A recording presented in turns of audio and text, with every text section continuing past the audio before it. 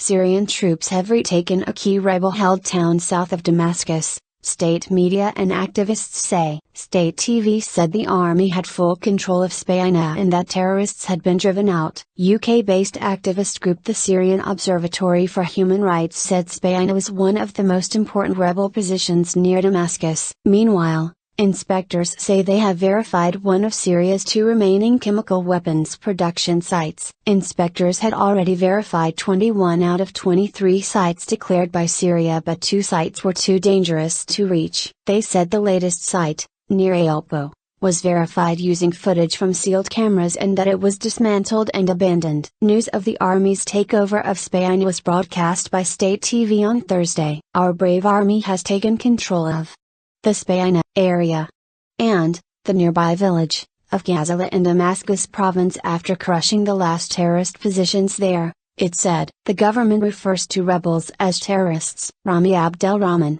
director of the Syrian Observatory for Human Rights, said the army had been backed by Lebanese Hezbollah fighters and other pro-government militia. Rebels in southern Damascus have now had practically all their supply routes cut off, he said. Nerve agents. Earlier, a statement released by the Organization for the Prohibition of Chemical Weapons, OPCW, said photographs and footage provided by Syria showed the building empty near Aleppo with extensive battle damage. The exact location and the time that the images were taken were fully authenticated, the statement said. Syria has agreed to destroy its stockpile of nerve agents and chemical munitions by mid-2014. It has declared about 1,290 tons of chemical weapons and nerve agents as well as 1,230 unfilled chemical munitions, meaning shells, rockets or mortars. A Syrian delegation is at the OPCW headquarters in The Hague this week to work out where and how to destroy the stockpile. The deadline to finalize the plan is 15 November. Damascus has proposed destroying its stockpile outside the country because of the continuing civil war. Hundreds of people died in a chemical weapons attack on the edge of the capital in August. The Syrian government denied it was behind the attack. However,